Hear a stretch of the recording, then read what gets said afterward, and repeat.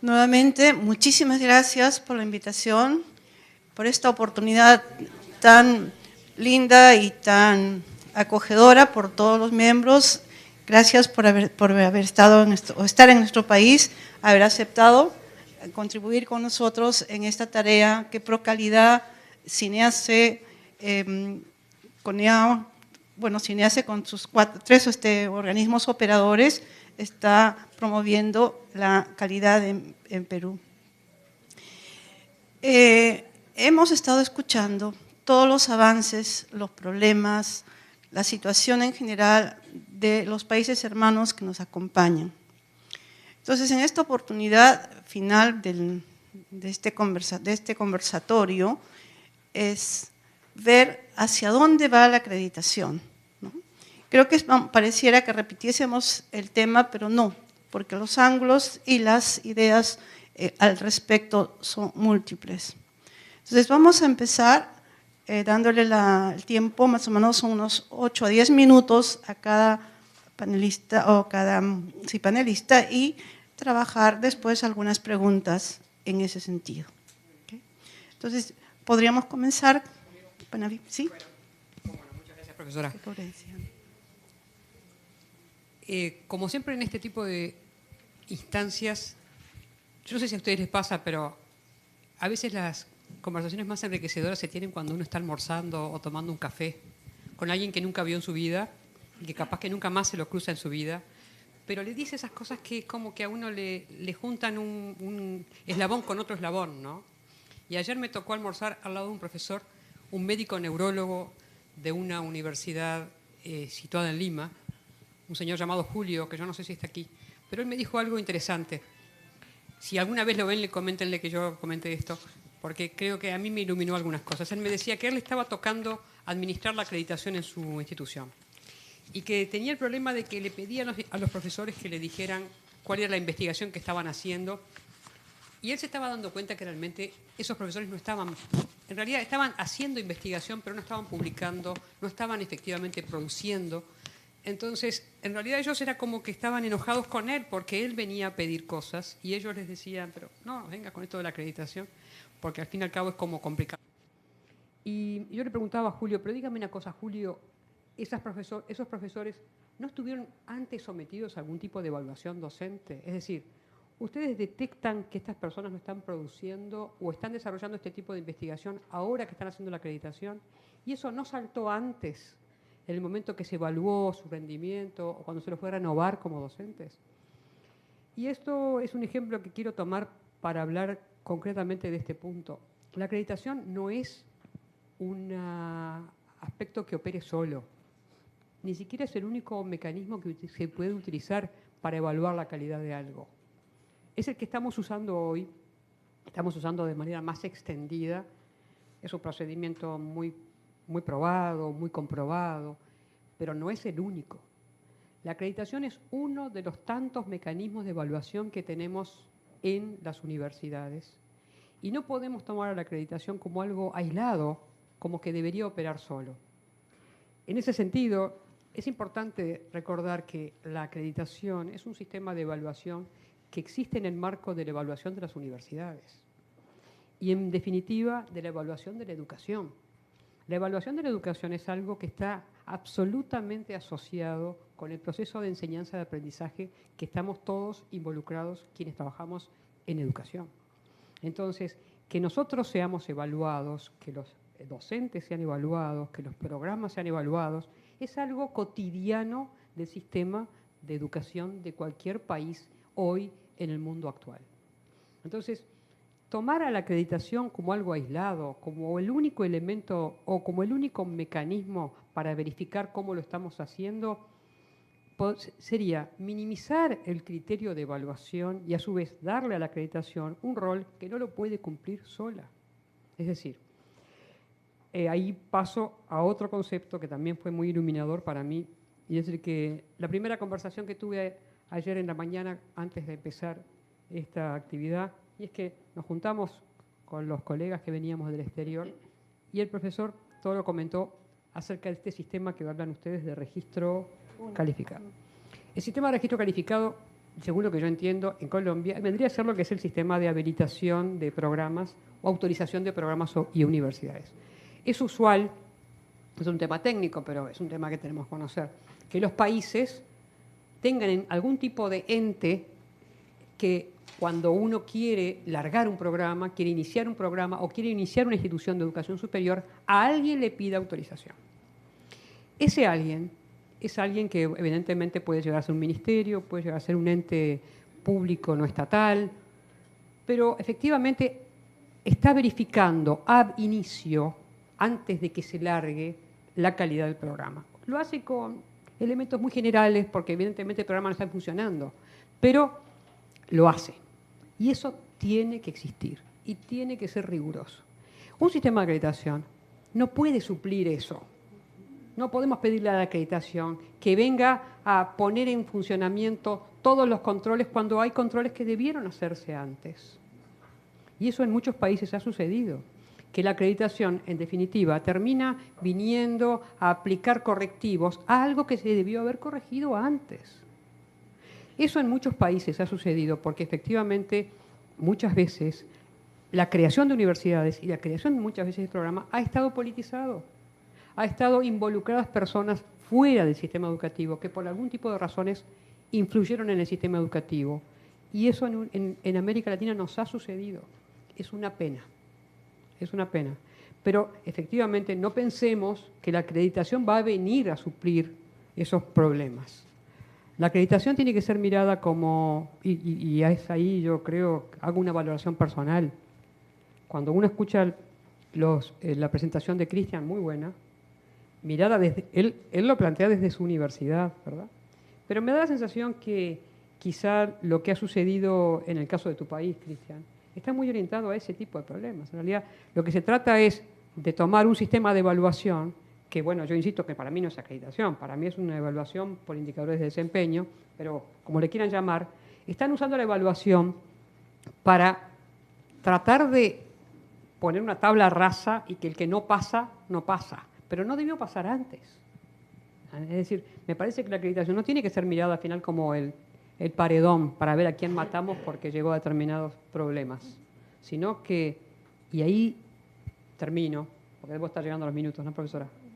Les cuento la experiencia que tenemos nosotros en el Mercosur porque creo que está buena. Nosotros en el Mercosur tenemos un sistema de acreditación que se llama Arcusur. Es un sistema regional. Es un sistema en el cual los países integrantes del Mercosur nos sentamos los gobiernos, las universidades, los institutos de educación superior y dijimos, vamos a crear un sistema regional.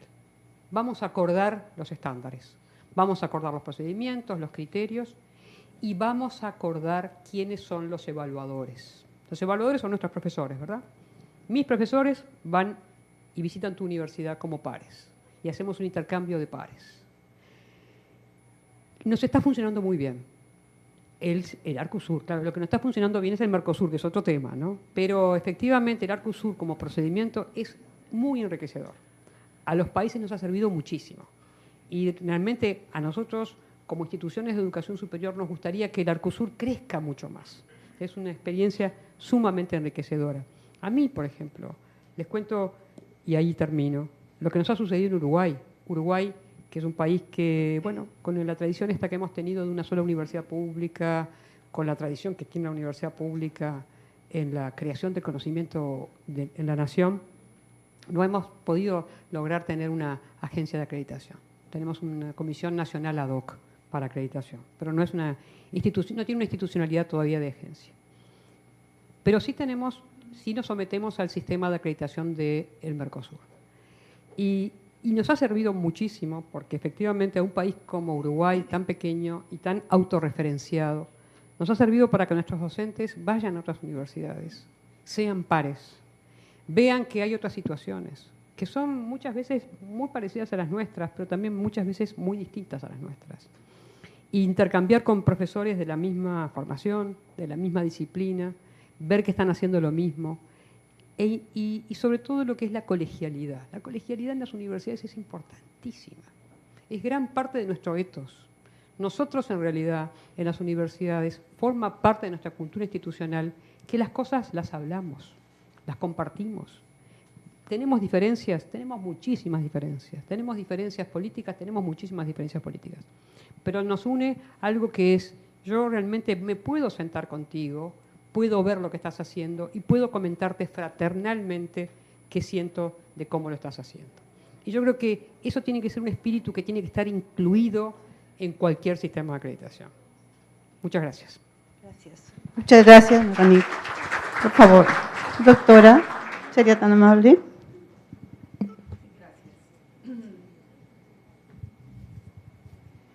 Coincido completamente con la opinión de la doctora. Definitivamente, pues las acreditaciones son un medio. Yo creo que mi postura la han identificado. Para nosotros las acreditaciones en México nos han funcionado, nos han ayudado a pues mejorar la calidad de las instituciones de educación superior. Ahora, la realidad es que como universidades impactamos en la vida personal y profesional de los estudiantes, de su familia, de la comunidad en la que vivimos. Como universidades algo tenemos que hacer, ¿verdad?, para que este impacto definitivamente sea positivo. Describía muy bien lo que era un proceso de acreditación en el cual una universidad realiza un autodiagnóstico primero, identifica sus fortalezas, pero también sus áreas de oportunidad. Vienen pares académicos que hacen una evaluación de ese autodiagnóstico y luego viene algo que creo que es muy enriquecedor y es precisamente la retroinformación. La retroinformación que nos proporcionan estos organismos de acreditación en donde están inmersos estos pares académicos, ¿sí?, son de gran valor, porque esta retroinformación es lo que nos permite a nosotros desarrollar proyectos de mejora, ¿sí? Entonces, en este contexto, en todos estos pasos o etapas que tiene un proceso de acreditación, estamos viendo cómo las universidades pueden en determinado momento priorizar también aquellas acciones que deben de realizar para mejorar. Y si nos preguntamos cuál es el futuro de la acreditación en el mundo, pues yo creo que la acreditación pues llegó para quedarse, ¿verdad? Llegó para quedarse. Las universidades hemos trabajado desde un principio en la búsqueda de la excelencia, y digo la búsqueda porque más que una meta es un camino, ¿verdad? Un camino que estamos recorriendo. Y hace años, ¿cómo podíamos identificar a las universidades que consideráramos con calidad? Pues era por reputación, ¿verdad? Era de boca a boca, era lo que oíamos de las universidades. Después de esto, pues podemos decir que empezaron las evaluaciones, las acreditaciones, ver las credenciales académicas de los profesores, la posición de las universidades en los rankings, pruebas estandarizadas. Hay modelos también que, pues de alguna manera, lo que siguen es el modelo centrado en el cliente, en la experiencia del alumno, la evaluación que hace de la institución, la evaluación que hace su familia, incluso los empleadores, ¿sí?, los egresados. Es otra manera de medir esta calidad de la que estamos hablando. ¿Qué viene ahora? Es lo que nos estamos preguntando. ¿Qué viene ahora? Yo platicaba en algún momento que los procesos de acreditación están girando ahora a resultados, ¿sí? ¿Cuáles son los resultados que estamos como institución dando? El retorno a la inversión. ¿El gobierno quiere saber qué está pasando con su dinero? ¿Sí? La población en general también pagamos impuestos y de ese dinero también se va a la educación. Queremos saber qué está sucediendo. Entonces, pues bueno, ahora el gran reto es cómo poder nosotros entonces demostrar resultados. Y creo que ahí un punto que pudiera considerarse muy, muy importante es el que como universidades establezcamos metas, porque una evaluación, si no tiene una meta, no tiene un lugar a donde llegar. El decir, como comentaba Cristian, el X porcentaje de profesores deben de tener doctorado, pues a veces nos preguntamos como ¿para qué o qué? O sea, a qué estrategia institucional responde, ¿sí? Entonces, pues es muy importante tener una meta y tener muy claro por qué esa meta. Cada uno de los proyectos institucionales debe de ser evaluado, debe de pasar por un proceso que ahora nosotros con revisar los estándares y las acreditaciones internacionales llaman un assessment. Y no hemos encontrado una traducción que cumpla completamente con este término, porque el assessment tiene que ver con establecer, por ejemplo, en los programas académicos, resultados de aprendizaje de nuestros alumnos. ¿Qué van a hacer? ¿Qué competencias van a tener nuestros alumnos al egresar del programa? Identificarlas y luego medirlas. O sea, ¿realmente lo están logrando? Establecer aquellos indicadores que nos van a dar la información para verificar si efectivamente se está logrando. Y si no, pues establecer acciones de mejora. Es cerrar ese círculo, ¿verdad?, que nos permite de alguna manera la mejora. Si no se está logrando, desarrollar un proyecto de mejora y evaluar ese proyecto de mejora, pero no nada más en los resultados de aprendizaje de nuestros alumnos, en todos los proyectos que estén involucrados en nuestra universidad. Creo que a eso es a lo que van los procesos de acreditación ahora, ¿sí? Y pues bueno, quizás tengamos oportunidad más adelante. Se mencionó aquí en este tema, venían algunas preguntas interesantes que responder, quizás en unos minutos más, después de la participación de los compañeros, podemos llegar a ellas, ¿sí? Muchas gracias. A usted, gracias. Cristian, por favor. Bueno, María Eugenia aquí ha planteado un punto importantísimo que yo pienso que en Ecuador lo hemos perdido de vista, que es el objetivo. ¿Por qué nos estamos evaluando? Porque como hemos actuado tan reactivamente en los últimos años ante los procesos, para nosotros es vida o muerte, para eso nos estamos evaluando. Es que seguimos funcionando o no, o desaparecemos. Cuando en los años 90 nosotros nos preguntábamos como profesores, yo les contaba el día de ayer que en el 98 a mí se me encomendó hacer el diseño del sistema de evaluación de los profesores de mi universidad, y yo junté mucha información cualitativa, métodos cualitativos que no me gustan tanto, pero que son muy útiles, sí, porque soy más orientado a lo cuantitativo. Pero en ese tiempo realicé grupos focales con los profesores y era un tiempo en el que profesores de varias escuelas respondían, y ¿por qué a mí me tienen que evaluar si yo enseño? Yo soy el que tengo que evaluar. ¿Por qué me tienen que evaluar a mí los estudiantes? ¿Por qué me tienen que evaluar otras personas? Si yo soy el que enseño. En ese tiempo teníamos como institución también esa visión de, bueno, nosotros somos los mejores del país según lo que nos dice la gente y según lo que dicen los rankings internacionales. ¿Por qué nos tienen que evaluar otras personas? Dejando a un lado todo lo que ha ocurrido en el Ecuador de estas cuestiones de regulaciones, de leyes, nos sirvió mucho preguntarnos en ese tiempo qué está pasando con nuestra misión como universidad. ¿Sí? Una de las características de la inteligencia emocional es el autoconocimiento, ¿no? Y también hay inteligencia emocional institucional. Nosotros somos una institución jesuita y nos quedamos bastante en la reflexión. A veces nosotros perdemos de vista porque nos preocupamos tanto diciendo, bueno, ¿y ahora qué nos va a pasar este mes con todas estas cuestiones de sorpresa que nos pasan? Y el rector de nuestra universidad nos dice, no, tranquilos, no, esto va a pasar, nosotros tenemos que quedarnos enfocados en nuestra misión no va a cambiar. Nosotros nacimos hace muchas décadas como una universidad que va a formar individuos integrales para solucionar los problemas de nuestra sociedad. No importa que nos vengan y nos pongan unos estándares que no entendemos, pero esa misión no va a cambiar, pero nos estamos conociendo de acuerdo a la docencia, a la investigación, a la vinculación, a la gestión. Estamos reuniendo más información desde los años 90 sobre lo que estamos haciendo. Entonces yo creo que hacia allá va la acreditación y la evaluación, ¿sí? Sin importar los estándares que nos pongan los gobiernos, es autoconocimiento, es inteligencia emocional, es recordar la misión de las universidades.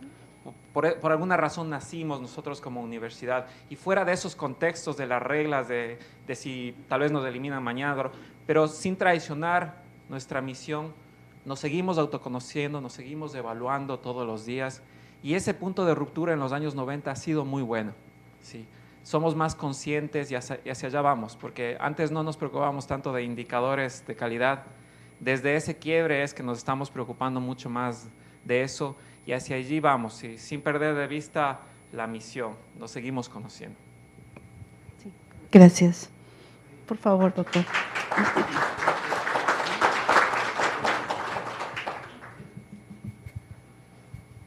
Bueno, a ver, tal vez recogiendo las experiencias de los compañeros y de los que vienen asistiendo a este simposio, yo veo que hay algo crítico, y es la responsabilidad que tenemos los educadores en formar nuevas generaciones. Esa responsabilidad es supremamente grande en un mundo que es globalizado, que es competitivo y que va a requerir todo el tiempo mejores profesionales. Si nosotros no nos montamos en el bus de la calidad, de hacer las cosas mejor y de producir mejores profesionales, nos vamos a quedar atrás. Y los pobres estudiantes son los que pagan el pato, como podríamos decir en Colombia, son los que se perjudican.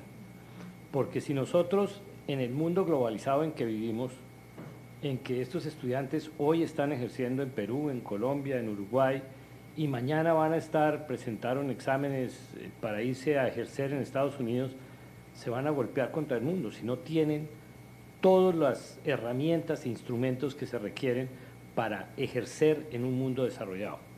Nosotros tenemos que aceptar que en el momento estamos en una cultura en vía de desarrollo. Están creciendo las economías, crece la economía del Perú, la colombiana, la chilena, los brasileros progresan, y nosotros tenemos que llegar al pleno desarrollo, y si no nos preparamos para eso, nos vamos a quedar atrás.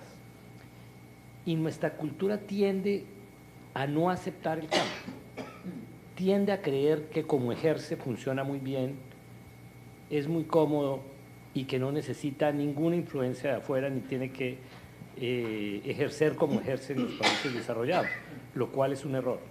Nosotros, en principio, ponemos una resistencia a cambiar, lo cual es supremamente grave, porque si no cambiamos, pues nos quedamos atrás. Los estudiantes, hablamos de las publicaciones y de la participación de nuestros estudiantes en foros internacionales, presentación, eso es clave. Si nosotros nos podemos saber cuáles son las publicaciones que se producen en Latinoamérica, son bajísimas. Es bajísima comparados con el resto del mundo. Usted se compara con Asia, por ejemplo, y Asia, yo me comparo, por ejemplo, Corea. Corea era un país que iba paralelo a Colombia, podríamos estar iguales a Corea. Y Corea nos lleva años luz en educación, en todo, en tecnología. ¿Por qué? Porque han aceptado unos retos y han ido mucho más rápido que nosotros. Nosotros estamos rezagados, pensando en que hacemos las cosas bien, y no es tan cierto eso. Yo sí creo que tienen que aumentar el número de publicaciones. Yo soy un convencido de que sí tenemos que tener más PhDs en las universidades. Yo creo que es conveniente y yo creo que nos debemos medir. Nosotros no nos acostumbramos a medirnos. Lo que hacemos nosotros no lo medimos, nosotros decimos estamos bien, estamos muy bien, pero ¿bien en qué? ¿Con qué puntajes? ¿Con qué calificación estamos bien? No nos medimos, tenemos que medir todo lo que hacemos. Si no lo medimos, no sabemos contra quién compararnos. Y esta experiencia que hemos tenido acá comparándonos entre países hermanos es una cosa importante. Nosotros, por ejemplo, deberíamos hacer trabajos cooperativos en todas las áreas para tratar de presentarlos a nivel internacional y mostrar cómo estamos funcionando y cómo estamos progresando. Entonces yo diría que el proceso de la acreditación a mí me parece que es fundamental. Es un proceso que ha mostrado beneficios en países desarrollados. Yo creo que hay que aceptarlo. Es importante aceptarlo y es importante implementarlo e irlo ajustando con los años a que sea un proceso bueno, pero que también sea aceptado internacionalmente, que si mostramos que tenemos un proceso de acreditación nacional que sea un proceso que se ve lógico a nivel internacional, cuando nos vengan a evaluar o cuando nos vengan a que hagamos un convenio con una universidad extranjera, nos digan, bueno, ustedes tienen un proceso de acreditación y cómo se acreditaron acá, cómo funcionan. Entonces yo sí creo que debe ser serio y debe ser aceptado internacionalmente también. Pero yo sí creo que no podemos que pasen los años hablando de que la acreditación no es conveniente, que no sirve, que nosotros estamos bien, que todo funciona muy bien como lo tenemos y que no debemos avanzar. O comenzar a decir, no, nosotros no necesitamos publicar, nosotros publicamos en español y es suficiente, todo el mundo publica en español y en Latinoamérica. No, si usted se pone a ver los factores de impacto de las revistas, y el factor de impacto, por ejemplo, una de nuestras revistas indexadas en Colombia tiene un factor de impacto de 0.33, mientras la más pequeña en Estados Unidos tiene un factor de impacto de 4, de 5, de 3. Estamos abajo, nosotros tenemos que proyectarnos internacionalmente, nos tenemos que hacer conocer internacionalmente y para todo esto requerimos de los procesos de acreditación, de aceptar la globalización y lograr integrarnos más al mundo globalizado en que estamos viviendo. Tenemos que participar más y funcionar más con países que están más desarrollados que nosotros.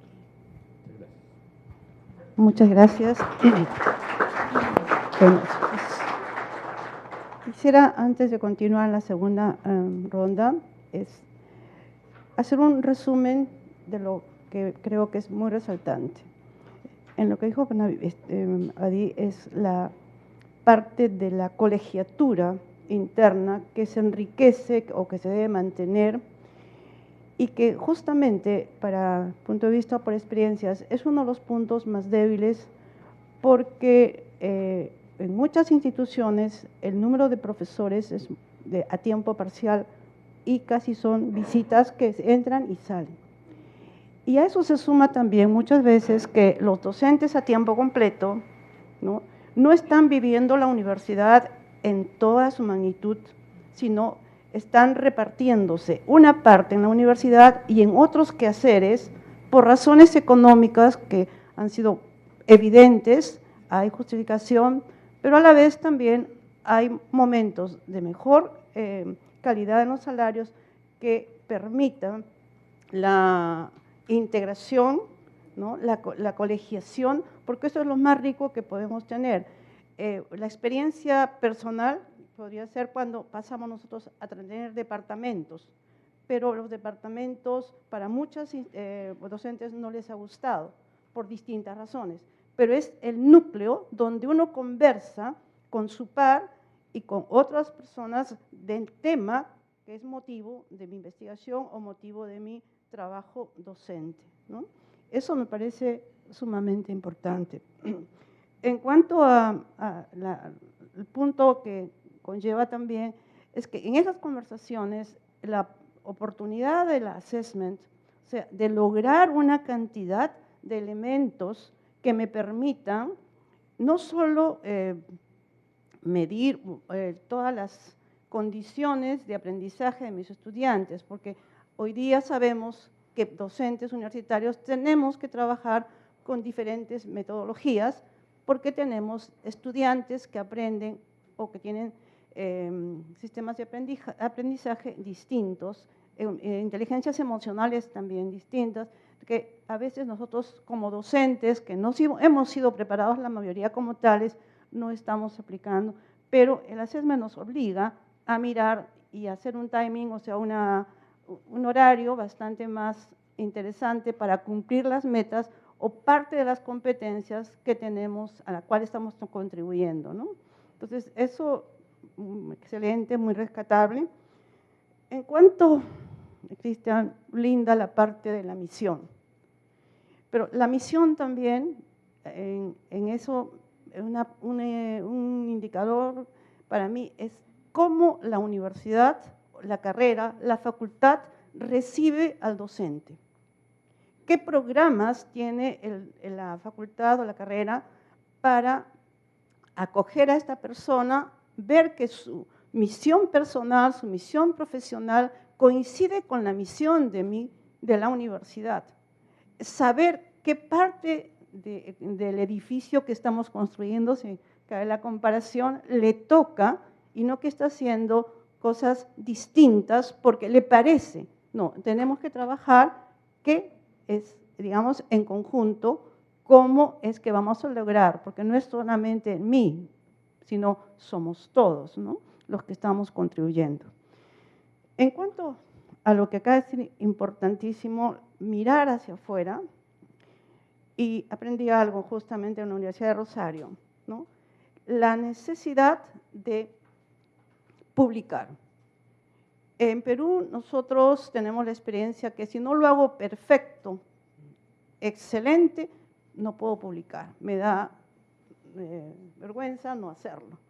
No motivamos a que esto es un aprendizaje, es un gatear, un caminar, para luego ir internacionalmente. Entonces, la parte importante que quisiera es, tenemos que proponernos a que los trabajos de los docentes, por sencillos que sean entregados al conocimiento de toda la comunidad.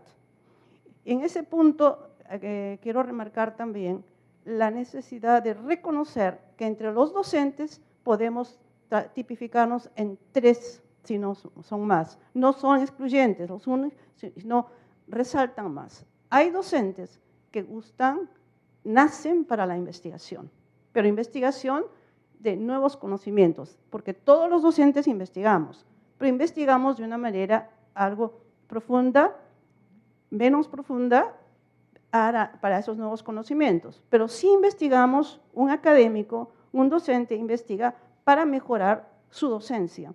Y sus indicadores serán las publicaciones como separatas, no copia de libros, sino separatas hechas por los profesores, hacer pequeños folletos y terminar en libros. Y mis indicadores de investigación me están diciendo, ok, pasa usted excelentemente, y otro profesor que habrá hecho quizás la tercera ley de Newton estará sacando otro puntaje, pero ¿por qué? Porque ese es su punto importante o interesante, ¿no? Y el otro es el gestor. El gestor, el que va a hacer investigación para ver nichos donde la universidad puede tener trabajos, asesorías, sitios donde sus egresados sus estudiantes pueden hacer prácticas preprofesionales, tender puentes con la sociedad, porque muchas universidades en este momento de un 2% de presupuesto están pasando a 8, a 9% de su presupuesto a través de esos trabajos. Y esos trabajos son trabajos de investigación de mercado. Entonces, todas estas reflexiones que nos da lugar cuando conversamos es justamente abrirnos en todos estos campos. Entonces, la acreditación nos está ayudando a través de la autoevaluación, como lo decíamos, a mirarnos con más detalle y con más generosidad. Entonces, yo quisiera ahora continuar, por favor, si nos serías tan amable, en una segunda etapa.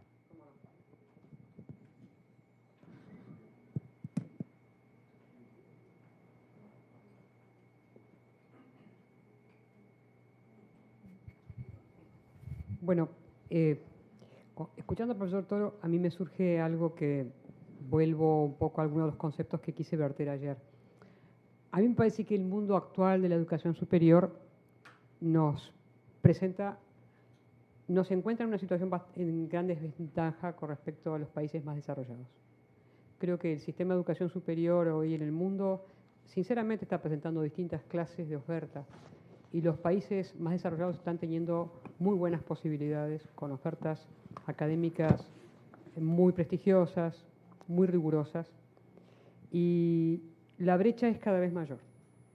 Nosotros realmente estamos cada vez en peores condiciones para competir con la mayor parte de la oferta académica de Europa y de Estados Unidos hoy.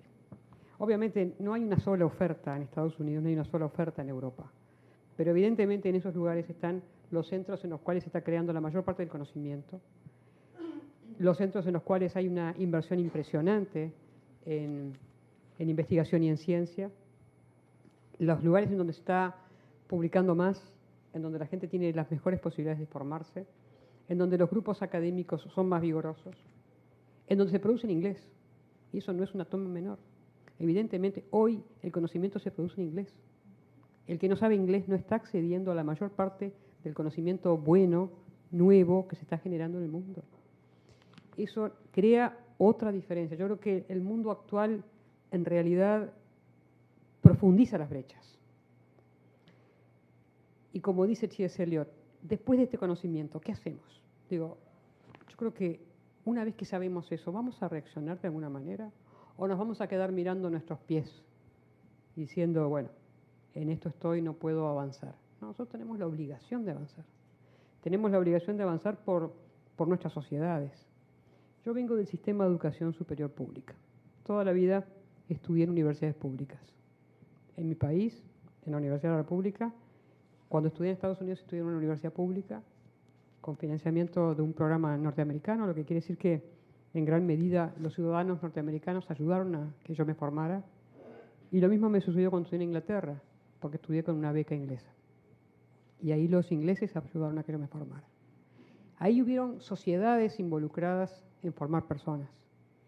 Y eso es lo que tenemos que pensar siempre cuando tenemos que estar pensando en crear personas para el desarrollo de los países.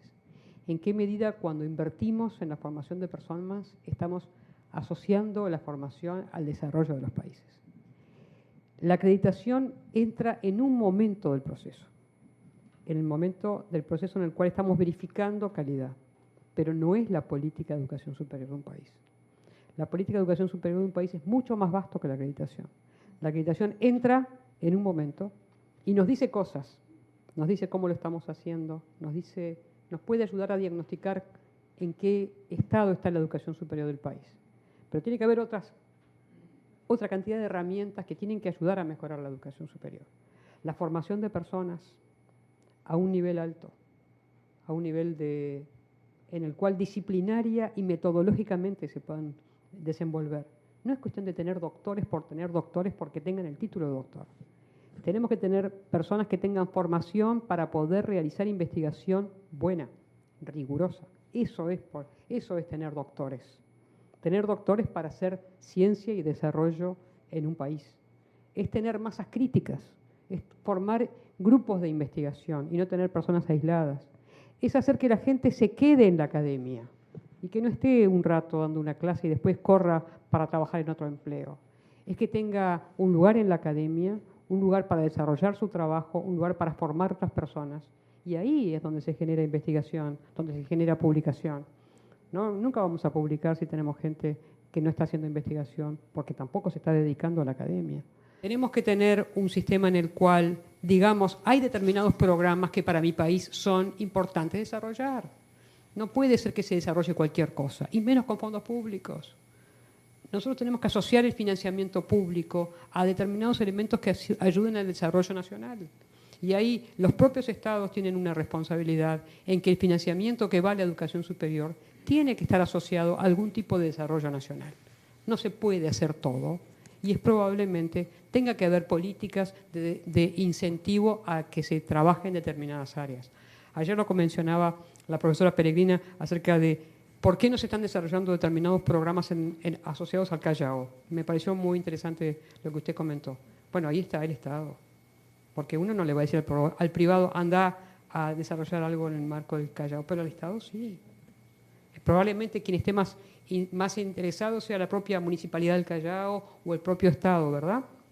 Bueno, ahí está la política nacional. Ahí es donde nosotros, desde los Estados, podemos hacer algo. ¿Cuándo? ¿Cómo? Bueno, justamente, no dando el presupuesto por el solo hecho de que empieza el año y te doy el presupuesto que te toca. No, asociemos el presupuesto público a determinadas prioridades de desarrollo nacional. Ahí ya termino y me parecía que era importante. Yo siempre hago referencia a esto. La acreditación es muy importante, pero la acreditación tiene que entrar en el marco de una política de educación superior nacional. Muchas gracias. Gracias. Por favor. Comentaban aquí en esta mesa, en este evento, que pues no hay mucho que inventar, ya lo inventado ya está. Y Y una acreditación es un modelo que podemos utilizar de referencia, ¿sí? Tiene indicadores que están cubriendo, como les decía, pues todos los aspectos que se ven involucrados en el proceso de enseñanza-aprendizaje y ahora de aprendizaje, porque en algún momento, ¿verdad? Como decía Cristian, pues yo soy el profesor, yo soy el que enseño, ¿cuál es el problema? Pero eso no es lo importante es que el alumno aprenda. Entonces, ¿qué es lo que estamos haciendo para que el alumno aprenda? Entonces, estos modelos de acreditación o la acreditación utilizada como un modelo nos orienta y nos guía, nos ayuda, no necesitamos inventar mucho. Pero, pues bueno, también es importante aclarar. Yo leía unas preguntas en estos documentos que nos hicieron llegar, venía una muy interesante que decía: ¿qué hacer para que la acreditación contribuya al logro de la equidad, competitividad, movilidad social, formación del capital humano, entre otros? Venía ahí en un escrito. Y bueno, pues yo me preguntaba, ¿verdad? ¿Qué hacer para que las acreditaciones contribuyan? Y bueno, yo concluí, no es responsabilidad de las acreditaciones esto. Evalúan. Si tenemos esta preocupación sobre la equidad, ¿sí?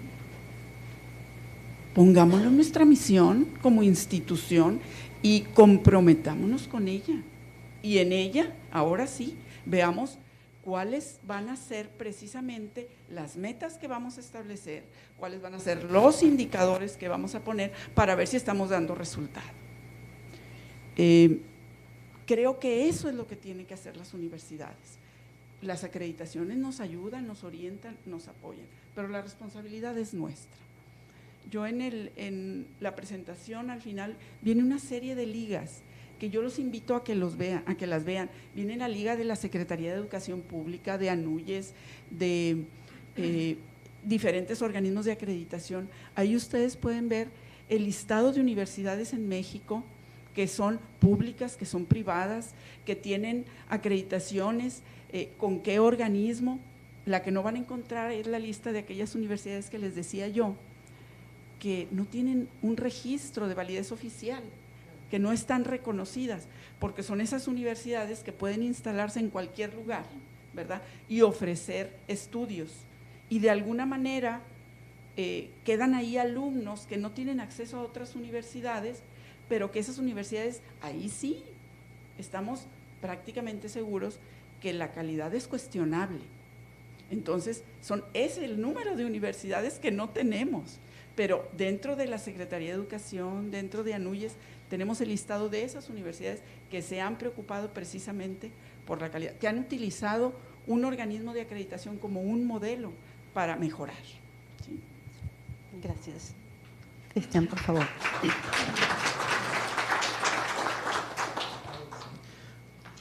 Bueno, los compañeros de este panel han resaltado que la acreditación es una vía, una de las vías, ¿sí?, para el mejoramiento de la calidad. Y fuera de todo este contexto que también les contaba, el hecho de recibir retroalimentación sobre lo que estamos haciendo, cuando nosotros hemos hecho en estos años la autoevaluación, nosotros nos poníamos nuestros propios indicadores y, por ejemplo, habían indicadores de las funciones sustantivas que tienen las instituciones de educación superior, docencia, investigación, vinculación, gestión. Y cuando nosotros teníamos nuestros indicadores de vinculación, nos poníamos principalmente la misión de evaluar algo que es muy difícil, que es, por ejemplo, responsabilidad social. Sí, responsabilidad social, la misión de nuestra universidad relacionada directamente con responsabilidad social. ¿Cómo medimos responsabilidad social en las universidades? Entonces, aquí nosotros generamos un modelo para medir responsabilidad social. También esto fue muy interesante porque se construyó este modelo en el proyecto Alpha Tuning. Yo formé parte de este proyecto, se terminó el año pasado, y yo estuve en el grupo para elaborar el modelo de evaluación, se llama innovación social, así le llaman en Europa, de responsabilidad social, y lo aplicamos en mi universidad. Y nos dimos cuenta que hace muchos años nosotros veníamos realizando proyectos de vinculación en el país que colaboraron con el desarrollo sostenible y sustentable de varias comunidades, y todos los estudiantes pasan por estos proyectos, colaboran de esa manera, se logran objetivos de cambiar, de lograr la justicia social. Y vino la evaluación que les contaba el año pasado, y teníamos el año pasado 67 proyectos alrededor del país, y en ese indicador nos pusieron 0. Sí, como nos pasó en muchos otros, ¿no? Sí, sí. Nuestra universidad, que por ser católica, por ser jesuita, no es que nos inventamos la vinculación cuando nos iban a evaluar, ni nuestra manera de vinculación, porque es nuestra misión. Y veníamos por muchas décadas ya realizando este trabajo. ¿Qué significa esto? Es reforzar nuestra misión. ¿Por qué nos pusieron 0? Porque de acuerdo a los evaluadores, nosotros debíamos pagar a nuestros profesores para que vayan y colaboren en los proyectos, porque de esa manera se demostraba que la universidad invertía en vinculación. Como nosotros no pagamos a nuestros profesores porque es responsabilidad social, es contradictorio pagar a los profesores para que vayan a hacer responsabilidad social, ¿sí? Nos pusieron 0, ¿no? Pero ¿qué significa esto? Luego hay este quiebre que nosotros nos cuestionamos a nosotros mismos diciendo, pero estamos haciendo algo mal. Deberíamos pagar a nuestros profesores para que hagan, deberíamos pagar a los estudiantes, porque fue otro indicador, para que vayan a hacer proyectos de responsabilidad social. Y de las facultades, está a mi cargo la vinculación con la colectividad. De las facultades me empezaron a preguntar los decanos, bueno, tenemos que mejorar la evaluación, entonces, ¿qué hacemos? Empezamos a pagar a los profesores, empezamos a pagar a los estudiantes para que vayan a ayudar a la gente más necesitada. ¿Sí? ¿Qué hacemos? No lo vamos a hacer, no nos vamos a traicionar, porque, de nuevo, la acreditación es uno de los medios de verificación de que se consigue la calidad de acuerdo a unos estándares, como existen muchos otros. Para nosotros estos otros es, por ejemplo, el proyecto Alpha Tuning, medición de innovación social. Para nosotros es cumplimiento de nuestra misión, cumplimiento de nuestros proyectos, cumplimiento de nuestro plan estratégico, plan operativo, ¿sí? Y no nos vamos a alejar de eso, aunque nos mareemos un poquito en el camino. Seguiremos teniendo estos proyectos como los hemos realizado, sin importar que nos pongan 0 en la siguiente evaluación. No vamos a traicionar nuestra misión porque esa es nuestra calidad, ¿sí? El día de ayer la doctora Maraví también mencionaba, el aseguramiento de la calidad es responsabilidad de las instituciones, de acuerdo a lo que se conoce, a sus objetivos puestos en su misión de contribuir a mejorar las sociedades. Gracias. Gracias, profesor.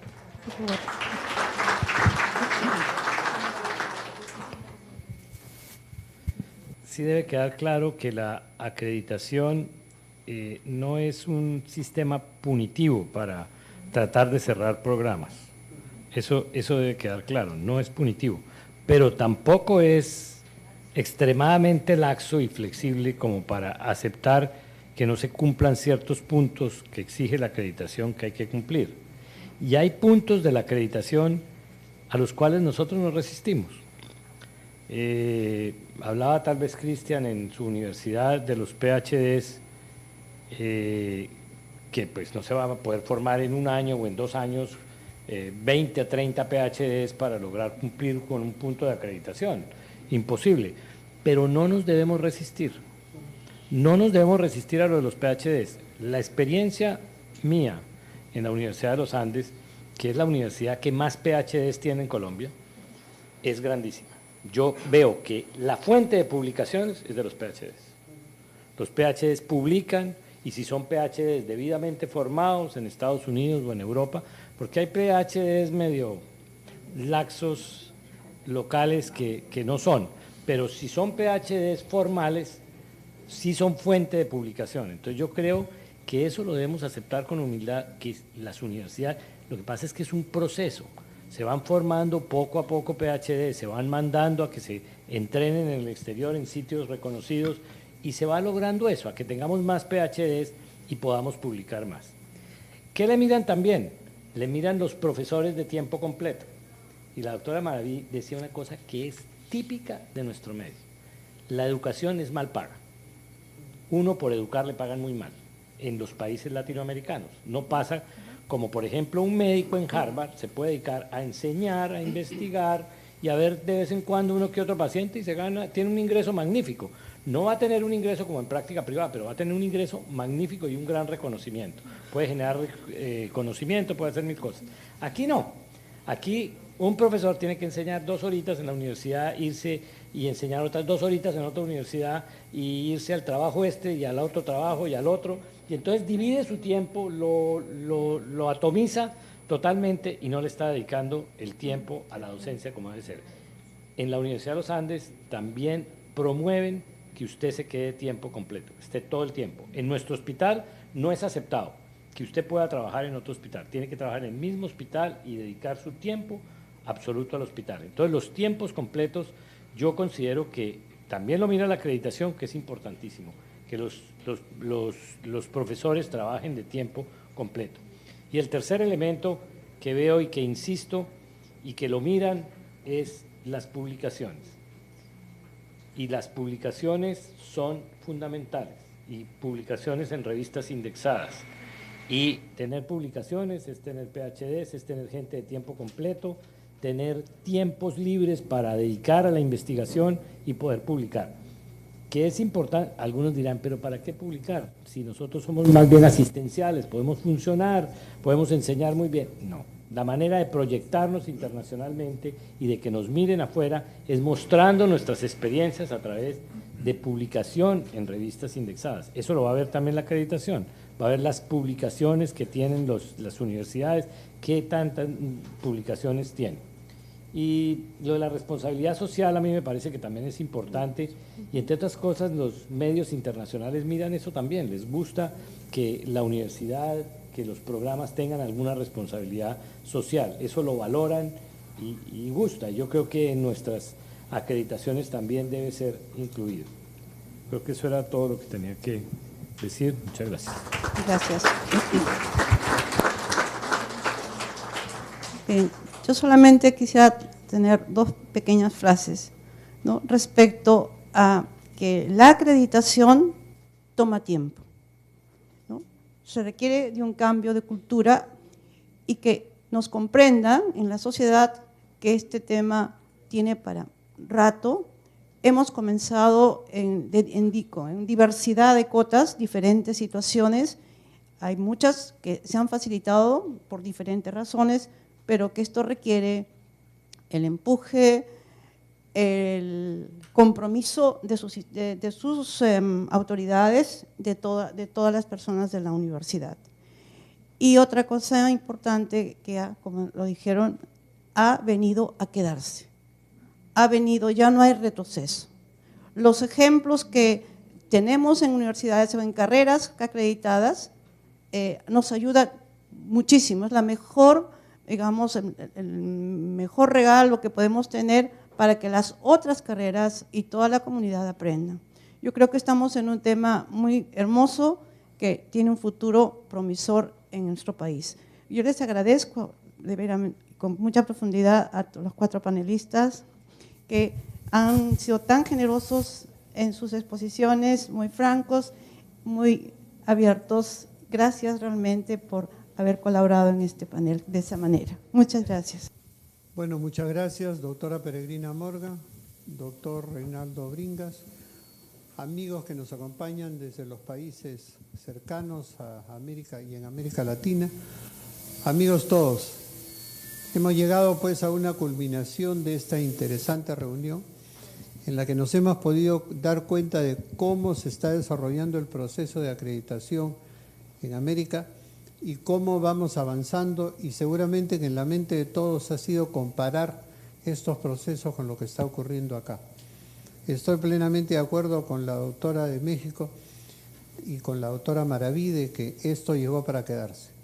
Con reglas, sin reglas, con leyes, sin leyes.